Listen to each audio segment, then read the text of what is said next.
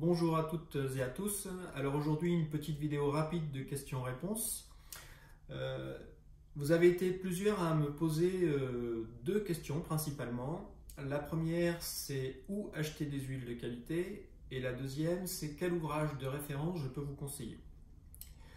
J'avoue, c'est un petit peu difficile de répondre à ces questions puisque ma chaîne débute et je ne souhaite pas faire de placement de produits ou de publicité, en tout cas pour l'instant. L'idée, c'est quand même de rester suffisamment indépendant pour pouvoir dire ce que j'ai envie de dire. Donc je ne sais pas encore si c'est opportun de le faire. Donc je compte beaucoup sur vous pour savoir si ça vous intéresse vraiment que je donne mon avis sur des sites de vente d'huile essentielle, que je donne mon avis sur des ouvrages. J'avoue, je ne sais pas trop. Le deuxième point que j'aimerais aborder avec vous, cette fois-ci, c'est moi qui vous fais une requête. Le format de 10 minutes est assez intéressant parce que c'est court, c'est pratique, ça s'enregistre facilement. Mais effectivement, comme l'ambition de cette chaîne, c'est construire la base de connaissances de l'aromathérapie, 10 minutes par 10 minutes, on va avancer plutôt lentement.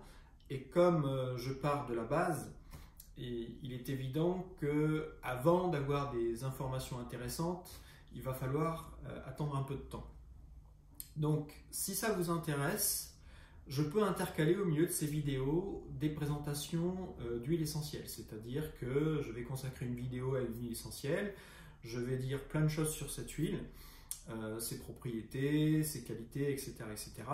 Forcément, je dirai des choses qui feront appel aux familles chimiques, etc., qui n'ont pas été vues et donc qui ne seront pas forcément comprises par tout le monde, mais qui permettront quand même de commencer à jouer un petit peu avec les huiles essentielles, à pouvoir les utiliser dans son quotidien.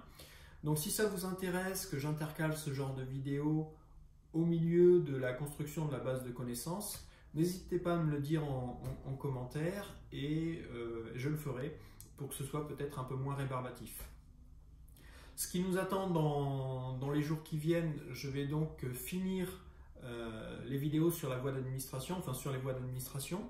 Donc là, prochainement, je vais publier la vidéo sur la voie cutanée, une vidéo suivante sur la voie orale, et je traiterai dans la même vidéo la voie rectale et vaginale, puisque finalement, ce sont des voies où il n'y a pas grand-chose à dire, si ce n'est que faut pas trop jouer avec ces voies-là, parce qu'elles sont plutôt assez délicates, et on a plutôt intérêt à avoir une prescription médicale pour que ce soit beaucoup plus sûr.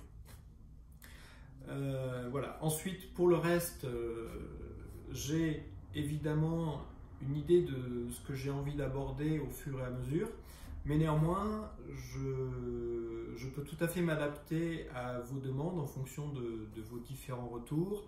Est-ce que vous avez besoin de certaines vulgarisations scientifiques, notamment lorsque on parle d'atomes, de molécules, on va parler de ions positifs, ions négatifs, de molécules polarisées, etc., etc.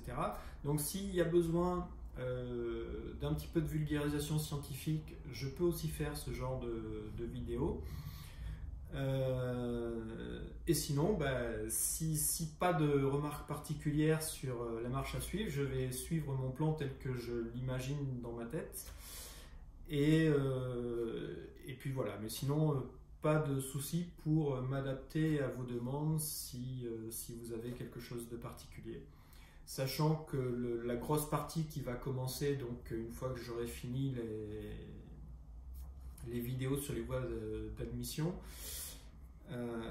ça sera la présentation des familles chimiques. Là, effectivement, il y aura beaucoup de choses à dire et ça sera quand même un assez gros morceau. Découpé en 10 minutes, je ne sais pas trop comment ça va le faire, mais bon, on va voir, on va y aller tranquillement.